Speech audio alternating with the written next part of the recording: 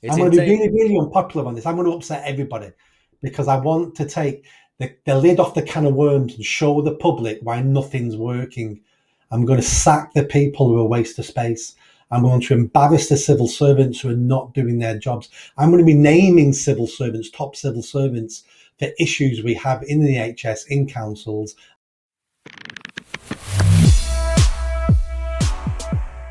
Well, hello, ladies and gentlemen. Welcome back to Tousi TV. We are now joined by a very special guest who's been on the channel before, Nick Buckley, MBE. Welcome back, Nick. How are you? I'm great, and thank you for having me back. Yes, so for those, if you're wondering what's going on here, we have elections coming up. We have mayoral elections coming up. One big mayoral election in Greater Manchester. Yes, Andy Burnham is being challenged by Nick Buckley, and of course, political parties. But Nick Buckley is actually standing as an independent candidate. And obviously, as you guys know, this channel always supports independent candidates over political parties and everything else. But obviously, Nick has a lot of experience was about 15 years working with the homeless charity and everything else. Obviously, that explains the MBE. And obviously, since then, he's been part of political activism, pro free speech, anti woke, and I believe you also did some stuff with reform. Well, what happened there? So you're not Reform UK anymore, right? No, I last time I stood for mayor was 3 years ago for Greater Manchester, and I stood for reform, and it was a marriage of convenience. Hmm. So the day I was sat watching TV, screaming at the TV because Greater Manchester Police have been put into special measures, Hmm. and I'm saying someone needs to do something about this. Someone needs to hold our mayor accountable. And at the same time, I was saying that to myself. Richard Tice was on TV going, and we've just set up a new party. And I said to myself, well, you've not got a candidate because you're brand new. So I texted him, he phoned me up, and I stood for reform last time. I didn't join the party. I've never been a member of any political party. It was just a vehicle, convenient for them and me at the time, to make an impact and try to get some new messages out there. But this time it had to be independence. Everyone keeps telling me, Nick, I'm sick of all the political parties, all of them, plague on all their houses. Hence why it's independence now. To be fair, I have my ideology, and if I were the king of Britain, my view is make very obvious changes when it comes to the constitution and the elections. So council elections, local councils, and everything else, you basically eliminate parties. Everyone has to stand as independents. Same applies to mayors and everything else like that. Mm. The House of Commons, it makes sense why you need to have parties because you need groups to actually form government and ministers and everything else like that. But when it comes to entities, whether it's a council or, for example, Greater Manchester Authority or London, you simply need people who care about things. Just get together, get in a room, sit down, discuss things, and get it done. You don't need party politics. But of course, Yeah. party politics is stopping things. What's been your experience? Because Andy Burnham is the king of Manchester. But although every time I go to Manchester, I talk to a lot of people who are not necessarily right wing or anything like this. They don't really like him, but he's slick enough, like a bit of like a Mm. snake, that he's remembered. Sort of like Sadiq Khan. It's not like people like him, but people know the name and the face, and that kind of helps, isn't it? It is. I call him the son of Tony Blair. Oh He's yeah, picked up all those traits of Tony Blair. He's great with PR. yeah, He's got his own PR team around him all the time. He's given all responsibility for his job to his deputies. So when anything goes wrong, he goes, "That's my deputy's fault. You need to speak to my deputy on that." So he's made himself almost untouchable. Now, he is popular in Greater Manchester within a minority of the voters who are Labour voters. But what's happened, and what's happened all over the country, is people have become fed up of politics. So instead of voting against people, they now just don't vote.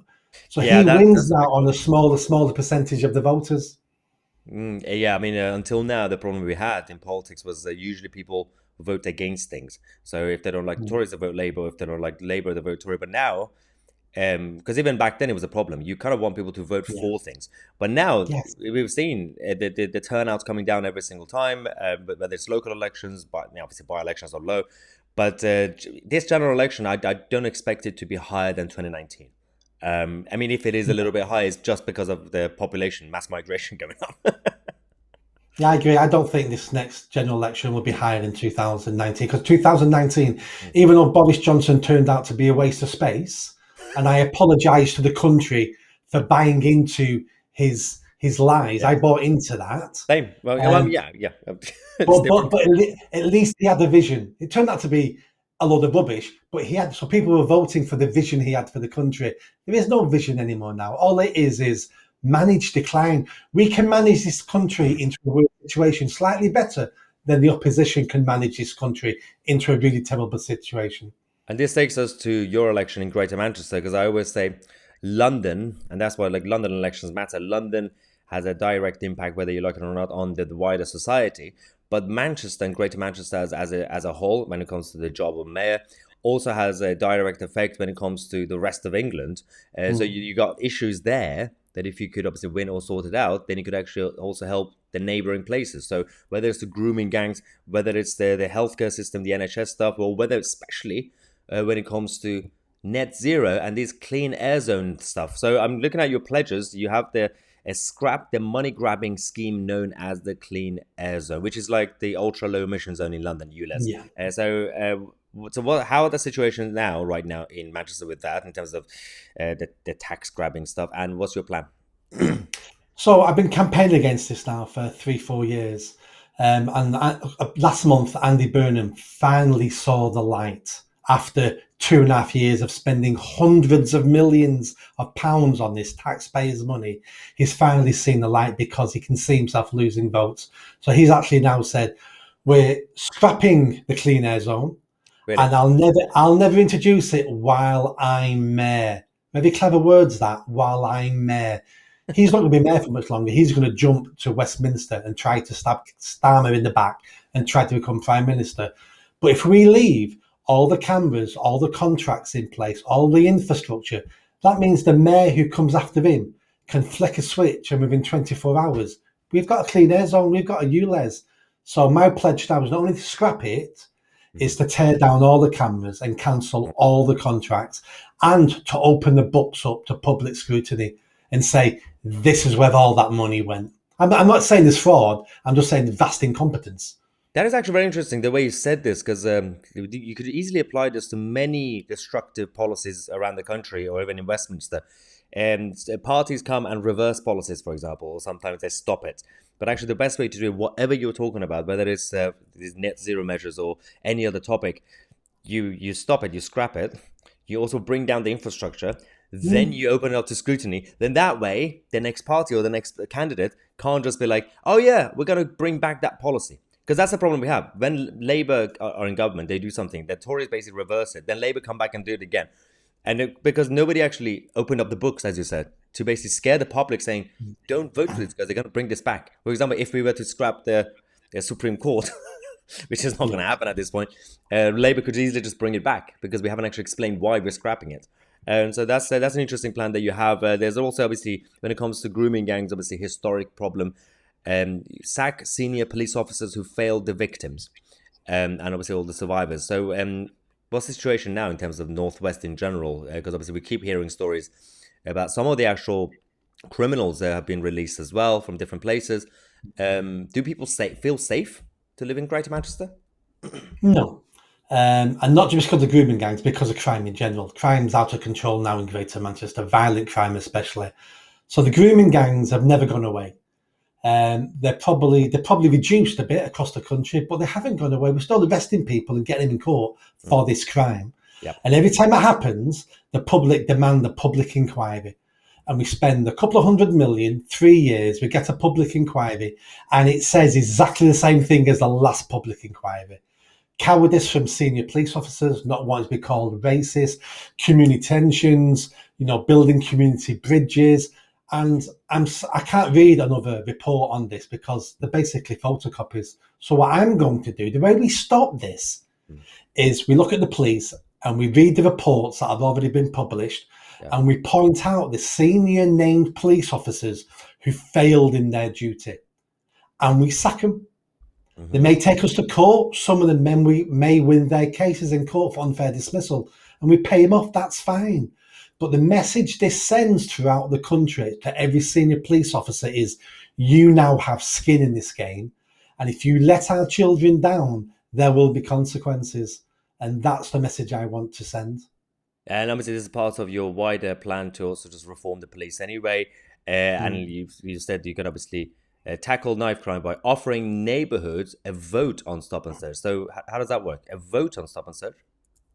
So since the 1970s, stop and search has been tarred with the racist brush. Yeah. Oh, it's racist. You're stopping more young black men. Well, we are, because more young black men involved in knife crime and drug dealing and violence. So therefore, we're stopping more of them. Yeah. And it turns out more young black men are dying in pools of their own blood. So we're doing this for many reasons. Now we need to remove the race baiters out of this. The only way we do this Mm. is that every council election, so every ward in every place in Greater Manchester, every time we elect new councillors, there'll be another ballot paper. Do you want more or less stop and search in your neighbourhood? And the people of that neighbourhood vote for more, they get more. And when the race baiters come out and say, "Oh, you're stopping young black people," it's like, People voted no, for it. you voted for this. And the best thing about this is next year, if you decide that was a bad idea, next year you can vote against it, and then we'll reduce the amount of stop and search you have in your area. I want to give the power back to the people who live in those neighbourhoods who are suffering the most. It's down to them. If they vote for less stop and search and their child dies, well, that's called personal responsibility. And Yeah. that and being stopped and searched by police is a nice thing. So some people may want to live with less stop and search Yeah. and take more risk of their child dying.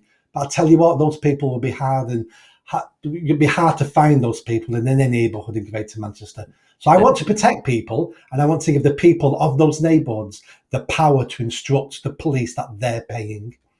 I think this is a genius idea because obviously, for those who know, I grew up in Lewisham, southeast London, on a council estate, and again, it's a very what we call a very diverse area, and crime was absolutely crazy. I remember even back then because I stood for council elections there when I was still in party politics, and I was destroyed because it was a Labour heartland. But the Labour policy was, for example, stop and search is a taboo. No, but when I was speaking to mothers and fathers of these kids who were actually just out till like 11 p.m. midnight and with their gang friends and everything like that. It was actually the mothers, for example, obviously a lot of them were single mothers. They were the ones who I can imagine if you, Nick Buckley, goes to them saying, "Would you vote for this?" They would say yes because we would see it as a compassionate thing, saying, "Yes, please stop my son and take away the knife." It's the politicos and the woke tards who are going around speaking on behalf of the community, the Labour as a politician saying, "Well, no, well, we think that that mother is going to find it offensive that her son is being stopped." No, she seems to want it. So actually, if you get that vote, you put a stamp on it, say public consent, done. Right? It's democracy. Exactly. Yeah, that's the word I was going to say then, democracy. Because a lot of these race baiters are self-proclaimed community leaders. Who Yeah. voted for you? The answer is no Yeah. one. But if we get a ballot and they vote for more stop and search, well, the people have spoken. Hmm. You care about free speech. You want to create a charter for free speech. How does that work? Do you have the power as mayor, or I'm not really sure exactly in terms of the I constitution? don't have the power to create new laws, Hmm. but I have the power as in I have a voice and a platform and Hmm. a position. So I'll be commissioning someone like the Free Speech Union Yeah. to hire some top barristers to sit down and come up with a free speech charter based on existing law of the land, because we can't Ah, make up new laws as we go along. we already have So law. I want it to be bullet points, simple, easy to understand bullet points of what you can say and what you can't say in this country. And I'm going to publicise it on the mayor's website. So Hmm. if you're in Greater Manchester and the police say to you, "You can't say that," you can say, "Wait a minute, officer. Have a look at the mayor's website, who's your boss, and download this charter. He says I can say this, so I'm going to say it."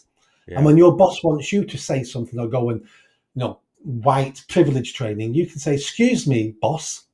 The mayor of Greater Manchester says I don't have to do this. So if Yeah. you penalise me, you're going to be taking on the mayor." Hmm. Because a lot of things we're doing at the moment, Hmm. we're doing it out of cowardice, and we're doing it because we think other people know better Yeah. than us. So if a police officer tells you you can't say that, we automatically think, well, you must know the law. Police officers don't know the law. Of course not. But so they need educating themselves. I want this won't solve the problem. This will be one tool that the average person can use to start defending their own free speech.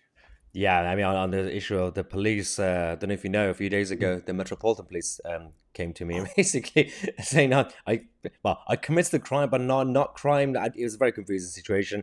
But the funny thing about your campaign is that you're also standing on a platform to potentially sacking yourself because you want to have a referendum to see if people want to keep your job at the mayoralty as a role, which is actually it's becoming a big topic even in London. People saying just scrap it. I'm in two minds because I'm saying, are we complaining because we have the bad mayors in place, or is the mechanism just not right? Because if we get rid of the mayors, which is technically speaking more democratic, if we go back to Lord mayors and basically one big council for London or Manchester, um, how do we hold them to account? So what's your kind of ideal world?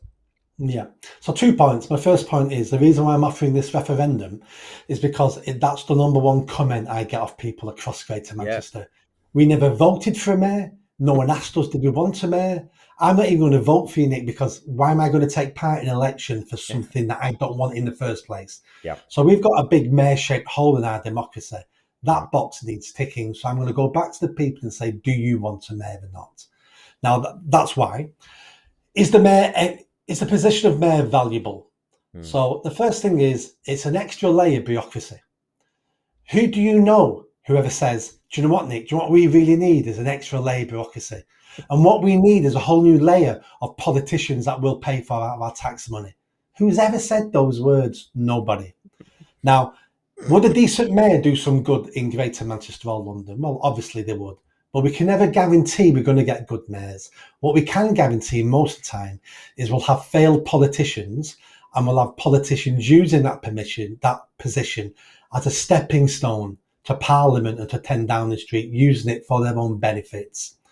Now, if you're a member of the public, who do you hold accountable for your life going the wrong way or for mm. problems on your street? Do you hold your local councillor responsible, or the whole council, or your MP, or the mayor, or Parliament, or the cabinet of a specific minister, or the Prime Minister?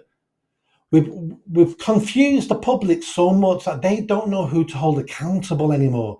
And if I can get rid of one layer of that, called the Metro Mayors, then we'll be one step closer to holding the people who matter to account.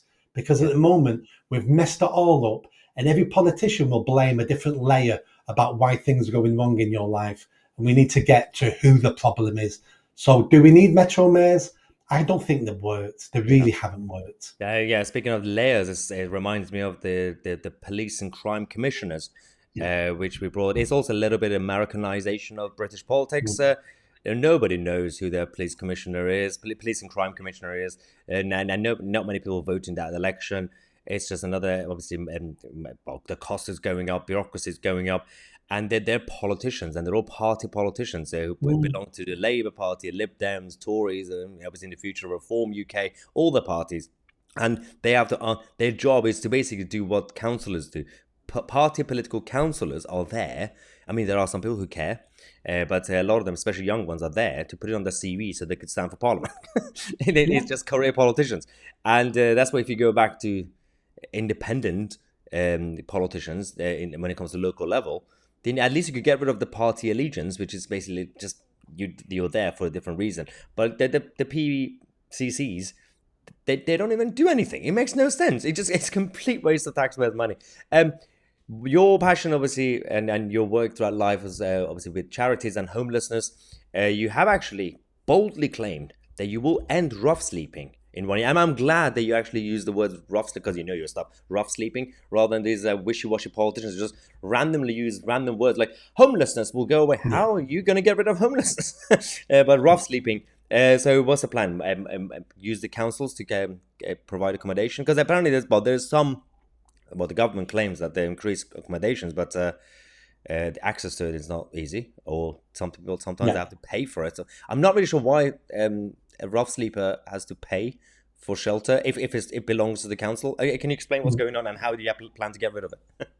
No rough sleeper pays for accommodation. Right. Okay. That's one of those urban myths that beggars use to Right. tap you up for money. That's a I myth. need £4.50 for a shelter. You don't need anything. You It's don't all need paid to. for. Yeah. It's just that's what beggars say to pull on your heartstrings. Right. Because why wouldn't you house somebody for £4.50? So It sounds is there like a a good capacity deal. problem? I know some of them obviously because I did work with It's a some of them. multifaceted problem here, and it's got worse with mass immigration and illegal immigration and asylum.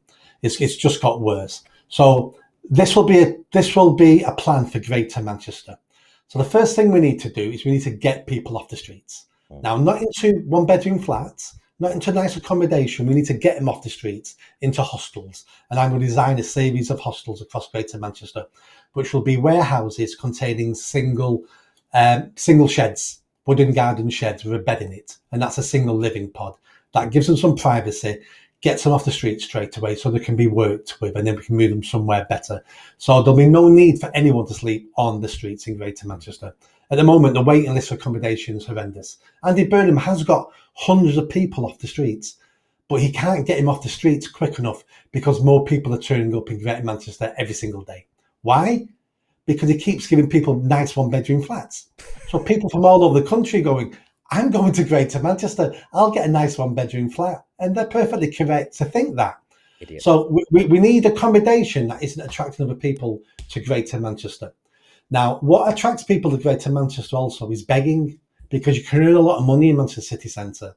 Begging's illegal in this country, and I will end begging within several months of taking charge. We'll be enforcing it. We'll move people on. Eventually, we'll arrest them for begging.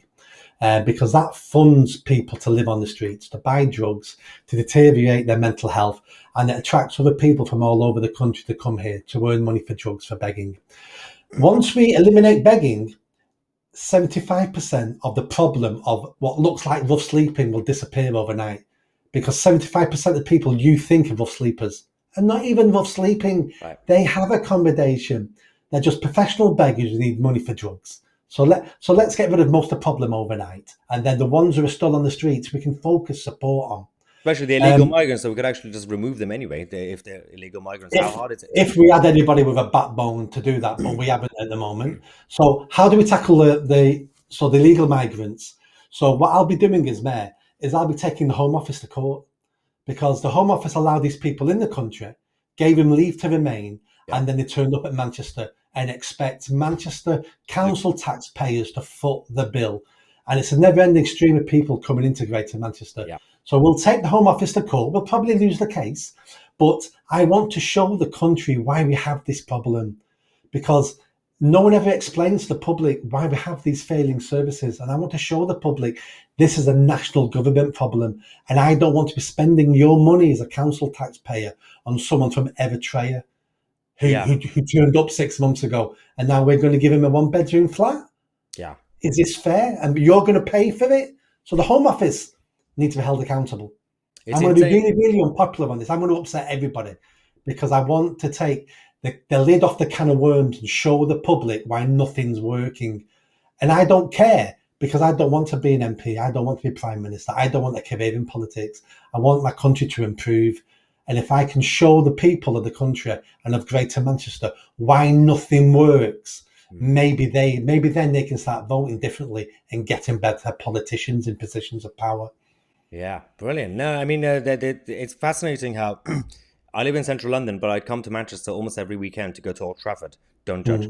To watch Man United. And I'm in central London. And actually, when I go to Manchester, the moment I get out of the train station, Piccadilly, I see, compared to like London, much more homelessness and like people just sitting on the corner of their pavements and streets in central Manchester compared to central London. This wasn't the case before. It's like Manchester is becoming some sort of hub now. I think they realize a lot of them, London is not really paying enough. So let's just go to Manchester now. So while Manchester has evolved, and you get all these like nice skyscrapers and, all these like tech hubs and financial hubs going there. It's becoming sexy. Oh, look at that. But deep down, it reminds me of, for those who are familiar with the Batman world, Gotham. It looked nice, but actually going underneath, it's just complete chaos, homelessness and crime going up. Yep. And that's exactly what it is. We've turned Greater Manchester into Gotham. Yeah. Crime's out of control. People are being murdered almost every day now in Manchester. Drug crime. Someone got stabbed the other day and their car stolen. Their car was worth £300. It was a shed. So that's how bad it is getting. We've got people begging all day long in the city centre and outside every shop, outside every supermarket across Greater Manchester. And the police won't move them on because the police are scared of being called nasty Yeah. So we're allowing these people to kill themselves slowly on the streets and give all their money to drug dealers, which funds organised crime. And no one does anything because we're becoming a failed state. I can see it happening all around me. Nothing works. Everything's crumbling. We're waiting for a drug law to take over. Yeah. And, that's what we're waiting for now. It's insane. What's your final message, especially with those who are watching from Greater Manchester? There's a lot of people actually watching from there on this channel, because obviously they're gonna think some people are considering voting Reform, some people voting Tory, maybe, I don't know, and those who haven't really considered independent candidates. What's your message? So first of all, it looks like Reform's not going to stand anybody against me. I've still got a good relationship with Reform, so I'm 99.9% sure they're not standing anyone. So there's something to know. There we go. I am an independent candidate. I've been involved in improving Greater Manchester for 2 decades. I'm an expert in crime. I've advised prime ministers. I'm an expert in reducing rough sleeping. I've advised prime ministers on that as well. I spent most of my adult life trying to improve my fellow citizens. I've not been in it for me. If I wanted to earn more money, I wouldn't have done the job I wanted to do. I wanted to pay back for the life, for the good life I've happened to have, even though I was raised by a single mum on a council estate. I've had a good life. I can change Greater Manchester. I don't play party politics. I'm going to upset everybody in the councils, in the NHS, in the police, because I'm having none of this woke nonsense. I'm going to tear this down. I'm going to sack the people who are a waste of space. I'm going to embarrass the civil servants who are not doing their jobs. I'm going to be naming civil servants, top civil servants, for issues we have in the NHS, in councils. I'll be saying this is the person in charge. They need holding to account. They need sacking. I'm going to be a disruptor. I'm going to do the heavy lifting to improve Greater Manchester. So the next mayor, if the mayor goes, the people who come after me in the councils, I would have done the heavy lifting. So they then can carry on that work and start improving everyone's lives. 3 years won't change Greater Manchester overnight, but I can do the foundational work. That's what needs to be done. And only someone who's willing to sacrifice themselves can do that foundational work. And I think I'm that man. Brilliant. Well, thank you very much, Nick Buckley, MBE. And guys, if you're from Greater Manchester, have a look at Nick's website. It's nickbuckley4 mayor.co.uk. I'll also put it in the description if you want to check it out. I'm Maya Tousi, and we are the media.